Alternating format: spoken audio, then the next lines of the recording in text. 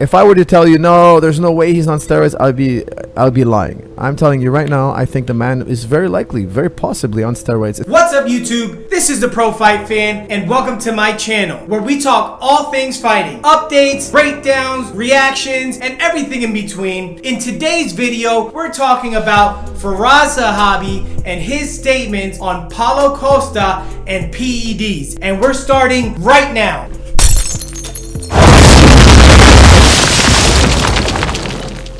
Firas Zahabi, considered one of the best minds in MMA today. Zahabi is the owner and the leader of TriStar Gym in Montreal, Quebec, Canada. He's most widely known as the head trainer of GSP during GSP's title reign. As St. Pierre's head coach, Firas himself has had to deal with accusations of his star pupil being accused of PEDs. How did he address these accusations? Well, I'm glad that you asked. Play the clip. So that George was taking steroids. Because George is ripped, you know. I'll tell you something. About 10 to 20% of the population is naturally ripped, and George just happens to be one of those people. You can look at him as he was growing up. When he was young, he's just naturally ripped. His body type is ectomorph. We see Firas defend the fact that George has a great physique, using the term ripped. He states that George has been ripped all his life. So naturally, by looking at his physique, you can't come to the conclusion that he's on PEDs. Next part of that interview, play the clip. He's been tested. He's volunteered to be tested. He's paid out of his own pocket to be tested, and his opponents be tested.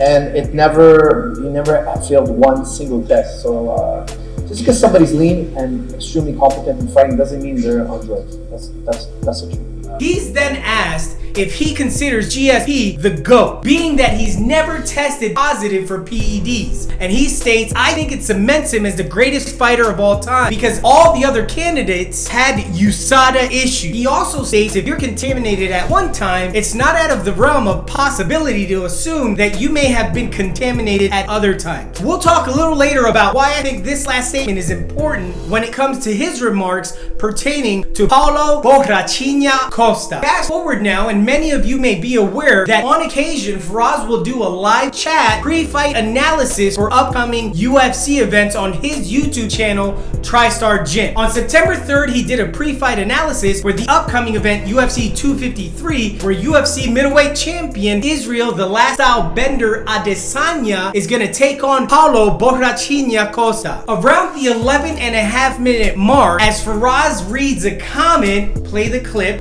Ultimate Fighter before steroids. Didn't he get flagged by USADA? I believe he did get flagged by USADA. Let me just Google that real quick here. Give me a second, gentlemen, please. Let me double check that before I accuse this man. This would go on to change the course of his breakdown. Firas would go on to mention how Paulo had been flagged by USADA, which he didn't seem to be sure about. So he goes on to look up an article which talked about Paulo Costa being suspended for 6 months due to IV usage. Play the clip. A Brazilian doctor provided intravenous infusion to UFC middleweight Paulo Costa and his brother Paulo Costa. Okay, so he was flagged for an IV here. IVs don't mean you were taking a drug. Okay, there's no drug necessarily in the IV. However, you can dilute the drugs in your system, and therefore you can screw up a test. You know, when they test you for dope, it might be the case that you pass the test, or the test cannot detect the dope because you have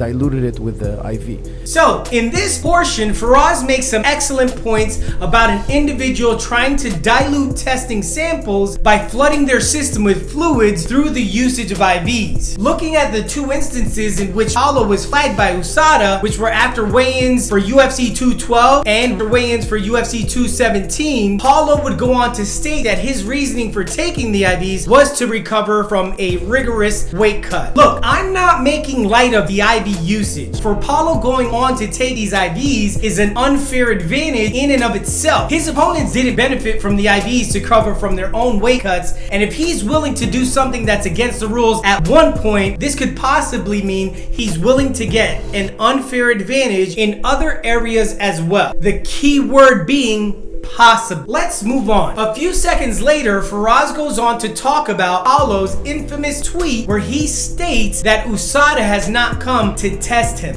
While starting to discuss the tweet, he gets interrupted, but he does circle back around to it. Let's go ahead and have a listen. I read the headline, it said that he's taunting Adesanya, saying, hey, they didn't come for me. So that would mean that he's entailing that he's on more substance than usual.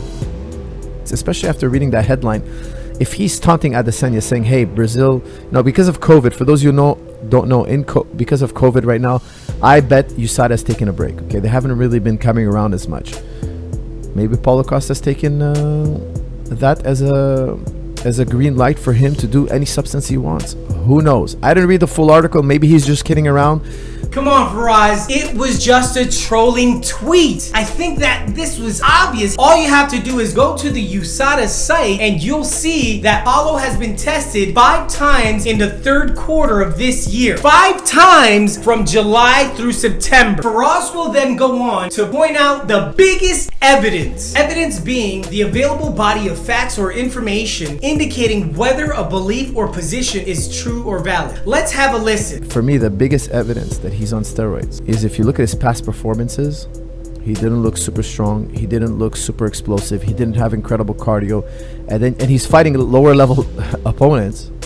Then he gets to UFC and he goes on this incredible streak where he looks more powerful, more endurance. He talks about Paulo's past performances. He's only talking about tough. Sorry about that. Borrachinha's performances on tough were not the best, and it is a bit of a unique training and fighting atmosphere. First of all, you have to train, cut weight multiple times in short periods of time, and you fight more than you normally would. This is an environment that some excel in and others don't. Clearly, Paulo didn't excel in this environment. However, you have to look at the entire body of work. Paulo was 3-0 before his stint on tough, with 3 first-round KOs or TKOs, and he was 5-0 with 5 first-round KOs or TKOs after his time on tough. That's 8 wins in the first round by TKO or by KO before ever fighting in the UFC octagon. Firas also goes on to say that Paulo's physique has made dramatic changes as well. Let's go ahead and have a look at the evidence. This is Paulo in his 4th professional fight, and Paulo the evening of the weigh-ins for his most recent fight against Yoel Romero. You be the judge. Okay, so now let's go ahead and listen to the next part of what Firas states.